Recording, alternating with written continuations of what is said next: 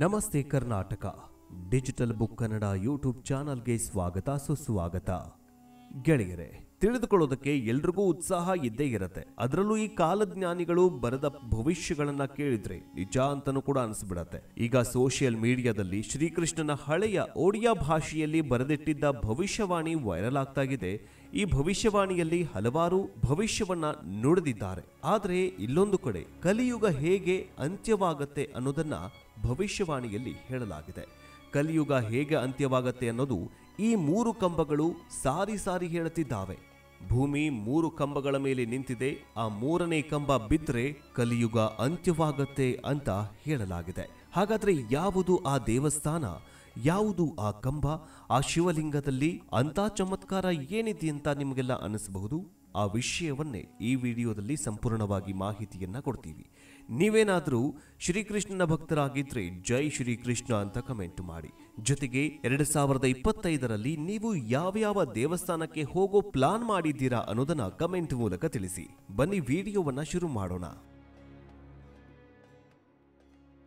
ಶಿವನ ಆಜ್ಞೆ ಇಲ್ಲದೆ ಒಂದು ಹುಲ್ಲುಕಡ್ಡಿಯೂ ಅಲ್ಲಾಡೋಕ್ಕಾಗಲ್ಲ ಅಂತಂದ್ರೆ ಭೂಮಿಯ ಮೇಲೆ ಒಟ್ಟು ಸತ್ಯಯುಗ, ತ್ರೇತಾಯುಗ, ದ್ವಾಪರಯುಗ ಅಂತ್ಯಗೊಂಡಿವೆ. ಈಗ ಚಾಲ್ತಿಯಲ್ಲಿರೋದು ಕಲಿಯುಗ ಅಂದ್ರೆ ಕಲ್ಕಿಯುಗ. ಸತ್ಯಯುಗದಲ್ಲಿ ಧರ್ಮ 4 ಕಾಲುಗಳ ಮೇಲೆ ನಿಂತಿತ್ತು. ಮತ್ಸ್ಯ, ಹಯಗ್ರೀವ, ಕುರ್ಮ ಮತ್ತು ನರಸಿಂಹ ಅವತಾರಗಳು. ನಂತರ ತ್ರೇತಾಯುಗದಲ್ಲಿ ಧರ್ಮ 3 ಕಾಲುಗಳ ಮೇಲೆ ನಿಂತಿತ್ತು. ವಾಮನ, ಪರಶುರಾಮ ಮತ್ತು ಶ್ರೀರಾಮ ಅವತಾರಗಳು. ದ್ವಾಪರಯುಗ, ಈ ಕಾಲದಲ್ಲಿ ಧರ್ಮ 2 ಕಾಲುಗಳ ಮೇಲೆ ನಿಂತಿತ್ತು. ಈಗ ಕಲಿಯುಗದಲ್ಲಿ ಧರ್ಮ ಒಂದೇ ಒಂದು ಕಾಲು ಮೇಲೆ ನಿಂತಿದೆ. ಅದು ಗೌತಮ ಬುದ್ಧ ಮತ್ತು ಕಲ್ಕಿ ಅವತಾರ. ತ್ರೇತಾಯುಗವು ಭಾರತದಲ್ಲಿ ನಡೆದ ದ್ವಾಪರ ಯುಗಕ್ಕಿಂತಲೂ ಹಿಂದಿನದು. ಕಲಿಯುಗ ಭಗವಂತನಲ್ಲಿ ಅತಿಯಾದ ದ್ವೇಷವನ್ನ ಮಾಡುವ ಕಲಿಯೇ ಈ ಯುಗಕ್ಕೆ ಪ್ರಭುವಾಗುವನು ಅಂತ ಹೇಳ್ಕೊಂಡು ಕಲಿಯುಗ ಅಂತ ಹೆಸರು ಬರುತ್ತೆ.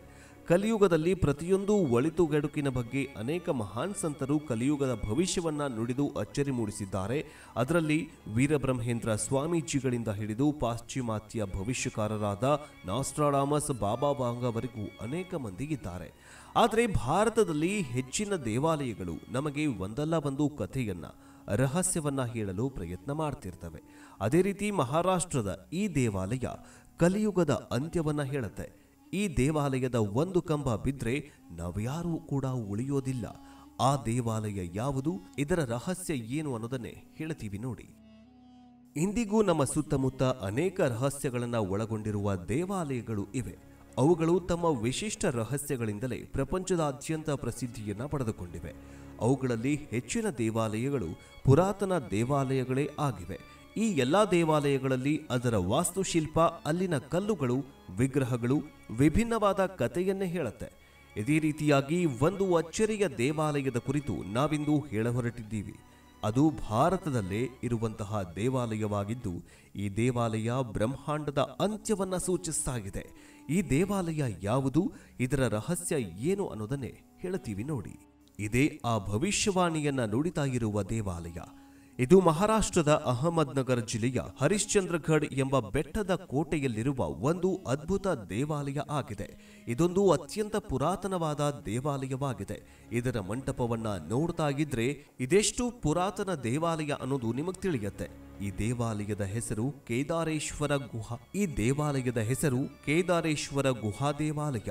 ಇದು ರಹಸ್ಯದ ದೇವಾಲಯವಾಗಿದ್ರೆ, ಇದು ಒಂದು ರಹಸ್ಯಮಯ ದೇವಾಲಯವಾಗಿದ್ರೆ, ಇನ್ನೊಂದು ನೋಡಲು ಸುಂದರವಾದ ದೇವಾಲಯವೂ ಆಗಿದೆ. ಈ ದೇವಾಲಯವನ್ನ ನೋಡಲು ಪ್ರಪಂಚದ ಮೂಲೆ ಮೂಲೆಯಿಂದಲೂ ಜನರು ಬರ್ತಾರೆ. ಈ ದೇವಾಲಯ ಭವಿಷ್ಯವನ್ನ ಹೇಳೋ ಮೂಲಕ ಜನರಲ್ಲಿ ಕಂಪನವನ್ನ ಸೃಷ್ಟಿಸಿರುವುದು ಮಾತ್ರವಲ್ಲ, ಇದು ತನ್ನ ರಚನೆಯಿಂದಲೂ ಜನರಲ್ಲಿ ಅಚ್ಚರಿಯನ್ನ ಮೂಡಿಸ್ತಾ ಇದೆ. ಸಾಮಾನ್ಯವಾಗಿ ನಾವು ಯಾವುದೇ ಕಟ್ಟಡ ನಿರ್ಮಿಸಿದ್ರೂ, ಎಷ್ಟೇ ದೊಡ್ಡ ಕಟ್ಟಡ ನಿರ್ಮಾಣ ಮಾಡಿದ್ರೂ ಅದರ ಭಾರವನ್ನ ನಿಯಂತ್ರಿಸಲು ಪಿಲ್ಲರ್ ಅಂದ್ರೆ ಕಂಬಗಳನ್ನ ಕಟ್ತೇವೆ. ಒಂದು ಕಟ್ಟಡ ನಿರ್ಮಾಣ ಆಗಬೇಕಾದ್ರೆ ಅದಕ್ಕೆ 4 ಕಂಬಗಳು ಕಡ್ಡಾಯವಾಗಿ ಅವಶ್ಯಕವಾಗಿರತ್ತೆ. ಆದ್ರೆ ಈ ರಹಸ್ಯಮಯ ದೇವಾಲಯ ಕೇವಲ ಒಂದೇ ಒಂದು ಕಂಬದ ಮೇಲೆ ಹಲವಾರು ವರ್ಷಗಳಿಂದ ನಿಂತುಕೊಂಡು ಬಿಟ್ಟಿದೆ. ಈ ದೇವಾಲಯವನ್ನ 6ನೇ ಶತಮಾನದಲ್ಲಿ ಕಲಚೂರಿ ರಾಜವಂಶಸ್ಥರು ನಿರ್ಮಾಣ ಮಾಡಿದ್ರು ಅಂತ ಹೇಳ್ತಾ ಇದ್ರು ಕೂಡ ಅದರ ಗರ್ಭಗುಡಿ 11ನೇ ಶತಮಾನದಲ್ಲೇ ಕಂಡು ಬಂದಿದೆ ಅಂತ ಹೇಳಲಾಗತ್ತೆ. ನಾವು ಈ ದೇವಾಲಯದ ಒಳಗೆ ಪ್ರವೇಶಿಸಿ ನೋಡಿದಾಗ ನಮಗೆ 4 ಕಂಬಗಳು ಇರೋದು ಕಾಣಿಸ್ತದೆ ಗೆಳೆಯರೆ. ಈ ದೇವಾಲಯದ ಒಳಗೆ ಪ್ರವೇಶ ಮಾಡಿ ನೋಡಿದಾಗ ನಮಗೆ 4 ಕಂಬಗಳು ಇರೋದು ಕಾಣಸಿಗತ್ತೆ. ಆದರೆ ಈ 4 ಕಂಬಗಳಲ್ಲಿ 3 ಕಂಬಗಳು ಈಗಾಗಲೇ ಮುರಿದು ಬಿದ್ದಿದ್ದು, 1 ಕಂಬ ಮಾತ್ರ ಛಾವಣಿಗೆ ಸಂಪರ್ಕವನ್ನ ಹೊಂದಿದೆ. ಈ 4 ಕಂಬಗಳು 4 ಯುಗಗಳಾಗಿರೋ ಸತ್ಯಯುಗ, ತ್ರೇತಾಯುಗ, ದ್ವಾಪರ ಯುಗ ಮತ್ತು ಕಲಿಯುಗವನ್ನ ಪ್ರತಿನಿಧಿಸ್ತಾಗಿದೆ. ಇಲ್ಲಿನ ನಂಬಿಕೆಯ ಪ್ರಕಾರ ಪ್ರತಿ ಯುಗಗಳ ಅಂತ್ಯದಲ್ಲಿ ಈ ದೇವಾಲಯದ ಒಂದೊಂದೇ ಕಂಬಗಳು ಮುರಿದು ಬಿದ್ದಿದೆ. ಇದೀಗ ಉಳಿದಿರೋದು ಒಂದೇ ಕಂಬ, ಅದುವೇ ಕಲಿಯುಗದ ಕಂಬ. ಈ ಕಂಬ ಮುರಿದು ಬಿದ್ದಾಗ ಕಲಿಯುಗ ಅಂತ್ಯವಾಗತ್ತೆ. ಇದಲ್ಲದೆ ಬದಲಾಗ್ತಾ ಇರುವ ಕಾಲಕ್ಕೆ ತಕ್ಕಂತೆ ಈ ಕಂಬಗಳು ತಮ್ಮ ಎತ್ತರವನ್ನ ಬದಲಾಯಿಸ್ತಾ ಇರತ್ತೆ ಅಂತ ನಂಬಿಕೆಯೂ ಕೂಡ ಆಗಿದೆ. ಇನ್ನು ಈ ಒಂದು ದೇವಸ್ಥಾನದಲ್ಲಿ ಶಿವನಿಗೆ ಸಮರ್ಪಿತವಾದ ದೇವಾಲಯವಾಗಿದ್ದು, ಇಲ್ಲಿ ಶಿವನನ್ನ ಲಿಂಗದ ರೂಪದಲ್ಲಿ ಪೂಜೆ ಮಾಡಲಾಗತ್ತೆ. ಇಲ್ಲಿರುವ ಶಿವಲಿಂಗವು ಸ್ವಯಂಭೂ ಶಿವಲಿಂಗ ಅಂತ ಹೇಳಲಾಗತ್ತೆ. ಅಂದ್ರೆ ಇದು ಸ್ವತಃ ಉದ್ಭವಗೊಂಡ ಶಿವಲಿಂಗವಾಗಿದೆ. ಈ ದೇವಾಲಯವನ್ನ ಸುಮಾರು 4671 ಅಡಿ ಎತ್ತರದಲ್ಲಿ ನಿರ್ಮಿಸಲಾಗಿದೆ. ದೇವಾಲಯದ ಬಳಿ 3 ಗುಹೆಗಳಿದ್ದು, ಅದರಲ್ಲಿ ಬಲಭಾಗದ ಗುಹೆಯಲ್ಲಿ 5 ಅಡಿ ಶಿವಲಿಂಗ ಇದ್ದು, ಈ ಶಿವಲಿಂಗವು ಮಂಜುಗಡ್ಡೆಯಿಂದ ಕರಗಿದ ತಣ್ಣನೆಯ ನೀರಿನಿಂದ ಆವೃತವಾಗಿದೆ. ಈ ನೀರಿನ ಒಂದು ವಿಸ್ಮಯಕಾರಿ ಸಂಗತಿ ಏನೆಂದ್ರೆ, ಸಾಮಾನ್ಯವಾಗಿ ಭೂಮಿಗೆ ಮೇಲೆ ಚಳಿಯಿದ್ದಾಗ ನೀರು ತಂಪಾಗಿರುತ್ತೆ ಹಾಗೂ ಬೇಸಿಗೆಗಾಲದಲ್ಲಿ ನೀರು ಸಾಮಾನ್ಯವಾಗಿ ಶಾಖ ಇರುತ್ತೆ.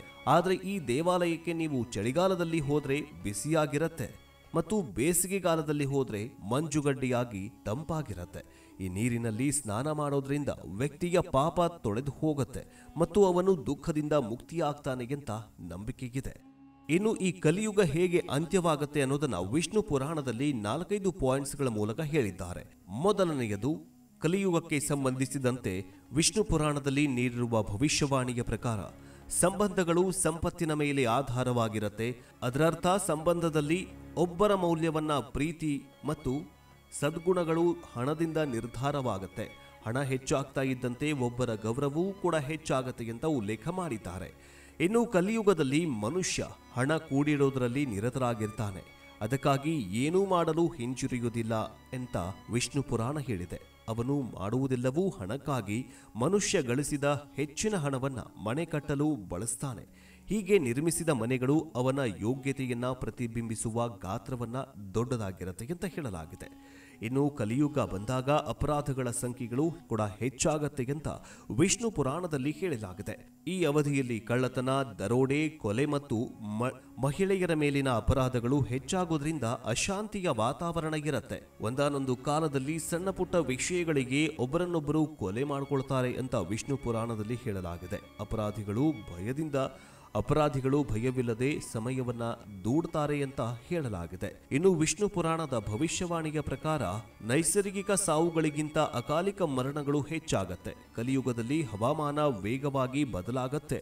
ಭಾರೀ ಮಳೆಯಿಂದ ಪ್ರವಾಹದಂತಹ ಪರಿಸ್ಥಿತಿ ನಿರ್ಮಾಣವಾಗತ್ತೆ.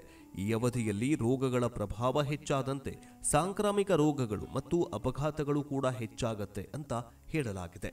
ಇದೆಲ್ಲವೂ ಕೂಡ ವಿಷ್ಣು ಪುರಾಣದಲ್ಲಿ ಹೇಳಲಾಗಿದೆ.